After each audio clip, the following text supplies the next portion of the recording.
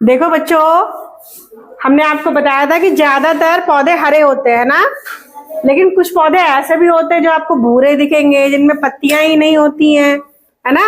अलग अलग रंग के होते कि नहीं होते। तो बेचारे ये लोग कैसे जिंदा रह पाते होंगे, ठीक है। ये लोग खाना तो बना नहीं पाते हो, तो ये लोग प्रकाश संश्लेषण तो कर नहीं पाते होंगे, और प्रकाश संश्लेषण नहीं कर पाते तो फिर खाना भी नहीं बना पाते। खाना बना पाते होंगे? क्यों नहीं बना पाते? क्योंकि इसमें क्लोरोफिल नहीं होता है। क्लोरोफिल नहीं होता है, क्यों नहीं होता? क्योंकि इसमें पत्तियां ही नहीं होती हैं, पत्तियां हरी नहीं होती हैं। बच्चों, कुछ ऐसे ही पौधों के बारे में आज हम लोग जानेंगे, ठीक है। तो ये होते हैं बच्चों जो अपने भोजन के लिए, खाने के लिए दूसरे पर निर्भर रहते हैं, है ना। इनको बोलते हैं परजीवी, ठीक है। जो अपने आप बना देते उनको बोल रहे थे स्वपोषी, हैं, और इसको बोलेंगे परपोषी, ठीक है। दूसरे पर निर्भर रहते हैं। तो सबसे पहले इसमें आते हैं बच्चों मृतोपजीवी। मृतोपजीवी का मतलब ही क्या हुआ? मरे हुए पर जीवित, है ना। तो बच्चों, आप लोगों ने देखा होगा कि बरसात के मौसम में क्या होता है कि पुरानी लकड़ी, सड़ी गली चीजें होती हैं, उस पर कुछ छतरी नुमा चीज उगाती है। देखिए आप लोगों ने, क्या होती है ये? कुकुरमुत्ता, या इसको बोलते हैं बच्चों मशरूम। इसको हम लोग बहुत चाव से खाते हैं। इसमें भी तो पत्तियां नहीं होती, हरा रंग नहीं होता, तब भी ये लोग क्या होते हैं, बढ़ते ही नहीं बढ़ते हैं। तो कैसे बढ़ते हैं? कि जिस पर उगते हैं उसी से अपना भोजन, जल, खनिज, लवण सब उसी से ले लेते हैं, ठीक है। और बच्चों, जो मशरूम होती है उसमें प्रोटीन बहुत ज्यादा मात्रा में पाई जाती है, ठीक है। उसके बाद है बच्चों परजीवी, यानी पर माने दूसरा, जैसे दूसरे पर जीवित, है ना।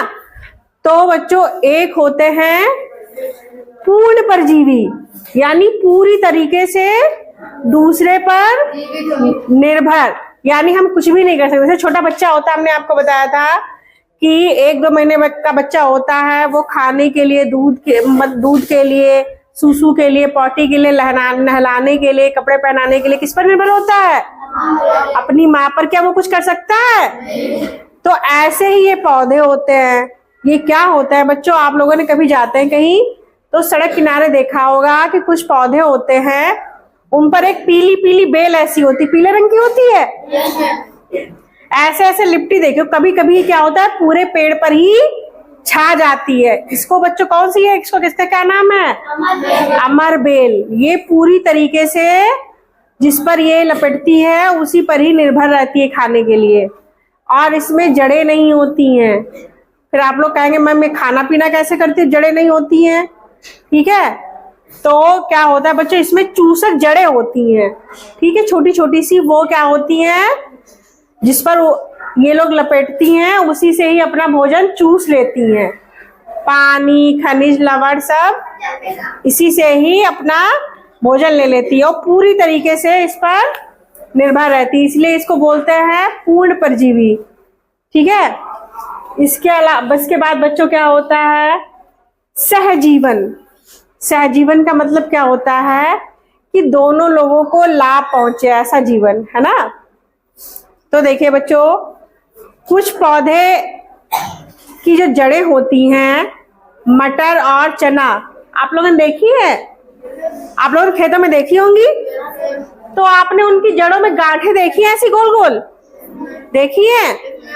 तो इसमें क्या होता है बच्चों, एक जीवाणु रहता है, ठीक है। जैसे आप ऐसे समझिए, आपके यहाँ घर है, 2 कमरे खाली हैं, और आप क्या करते हैं, किराएदार रख लेते हैं। अब किराएदार को क्या लाभ हुआ,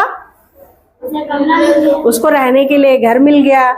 अब बदले में आपको क्या मिल रहा है, पैसे। तो ये क्या हुआ, दोनों को लाभ पहुंच रहा है। ऐसे ही बच्चों, ये लोग पेड़ बहुत होशियार होते हैं, करते हैं क्या करते हैं, इन गांठों में राइजोबियम नामक जीवाणु होता है, उसको रहने के लिए घर दे देते हैं कि भाई तुम रहो, आके खा लिए हमारा कमरा।